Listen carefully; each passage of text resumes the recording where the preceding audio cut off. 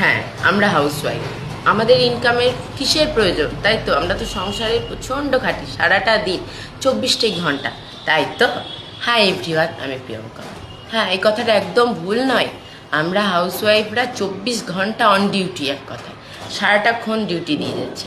তারপরে আমাদের কিসের ইনকামের প্রয়োজন, বা আমাদের কিসের কাজের প্রয়োজন, বা কিসের আমাদের নতুন কিছু শেখার প্রয়োজন? কেন জানো? নিজের জন্য। সংসারটা তো করছো, কিন্তু নিজে যদি নতুন কিছু শেখো, নতুন কিছু করো, তাহলে তোমার জন্য ভালো হবে। কেন কি, আমাদেরও কি মনে হয় না যে পরিবারের সবাইকে নিয়ে বেড়াতে যাই পুরো নিজের টাকায়?